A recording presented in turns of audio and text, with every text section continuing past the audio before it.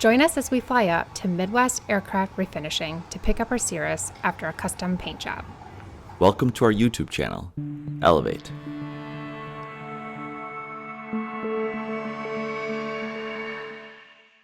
So we're up here at 8,000. We were at 6, but you can see there's a cloud layer at roughly 6,000. So we're right underneath it. November 386. And with the sunshine, it makes for a super bumpy ride there. So we climbed up to 8, and it's nice and smooth. So we're on the first flight in our new tail number of 46 Tango Romeo. We're heading on up to Ross's shop up at Midwest Aircraft Refinishing to get a new paint job on this bad boy. November 55. And he wanted the plane as light as possible when we landed, with as little fuel in it as we can. So we tried to get there with the minimum, the safe minimum. It looks like we're going to accomplish that. There is there's a military area here that's active, so we're being routed around it, flying IFR today. So before you go and change your tail number, you should be aware of all the things that you have to change with your tail number. Like as I got into the process, it was like, wow, there's just a ton of stuff. So I made a list here.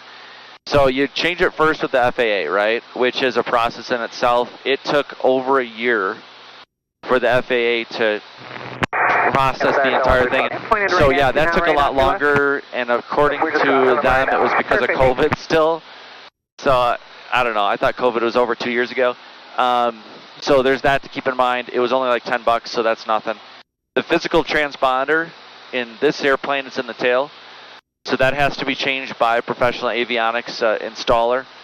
The PFD, it has to be changed in by another professional. You can't do that yourself. You have to change it in your logbook, so we redid all of the pages of our custom logbook, and we put on there formally, 329 Golf Echo, and then our new tail number of 46 Tango Romeo. Your Garmin account has to be swapped, your Jeppesen account, your Cirrus XM account, your Copa account, your AOPA account, your Savvy account if you have one, your GAMI account if you have one, your ForeFlight app, your insurance company, the airport FBOs that you fly with, and then your home airport. So everyone made it really easy, but it's a process, right? There's, 12 different things that you have to change. And so you better really want that new tail number if you're going to if you want to paint one on your plane. So our ETA is an hour 20 minutes, and we'll be up to Hibbing, Minnesota, the #1 Cirrus paint shop in the country / probably in the world. We're excited to show you guys what we came up with for a paint scheme. When we arrived at Midwest Aircraft Refinishing, we toured their facilities and saw their state-of-the-art spray booth. Midwest has multiple hangars, and they move planes from hangar to hangar depending on the stage of the painting process. Visual progress for a while. Came back, finished a few slides later, then paint it. Then it was time to say goodbye to our airplane and its temporary tail number and fly home with Mike and Debbie. Over the next 8 weeks, the airplane took a transformation. Here you can see the rudder, ailerons, flaps, cowlings, fairings, doors, wheel pants, and struts are removed, and the rest of the airplane is protected. It's basically all stripped down and ready to go. Cirrus are known to have rippling in the carbon fiber and fiberglass finishes.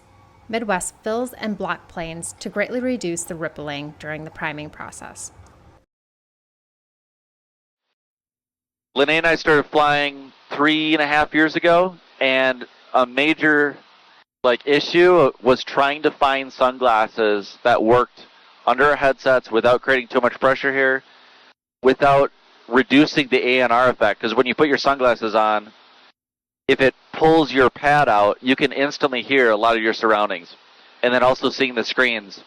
So we tried 3 or 4 different pairs. Yeah, even the thin ones, like the Ray-Ban had really thin frame right here, it would still hurt your head. It would push on your head here, and then you have this pushing on your head here.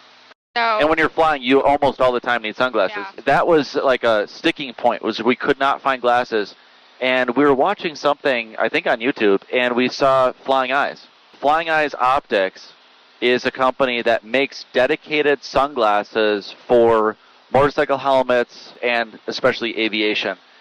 And I bought a pair then about 2.5 years ago. I was like, these are awesome.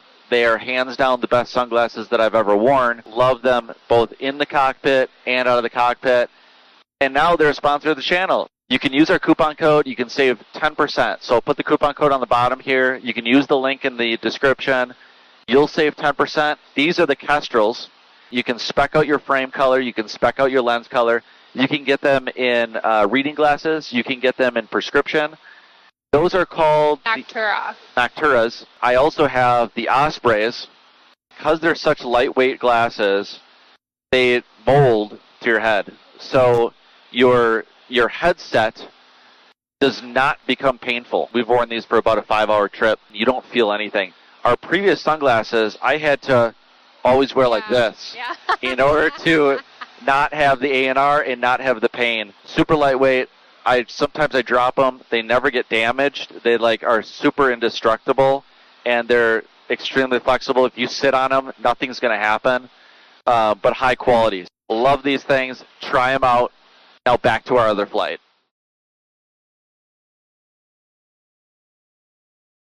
And then 8 weeks later, it was time to pick up our airplane.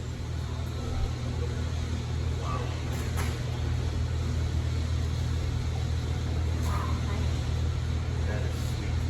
Holy cow. I love it. Yeah, that looks awesome. Wow. Holy cow. Howdy, boys. Hi. Nice work. I do.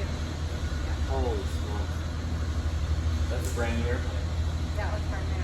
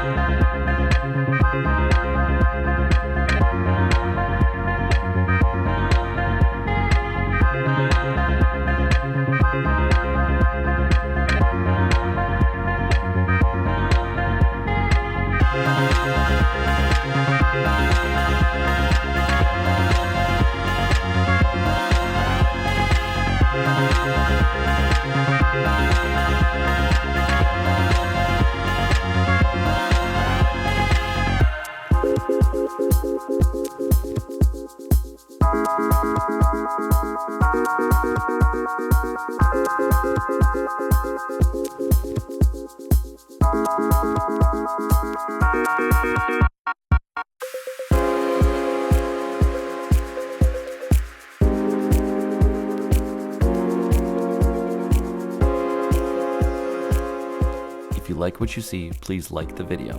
And if you want to see more content like this, subscribe to our channel, Elevate.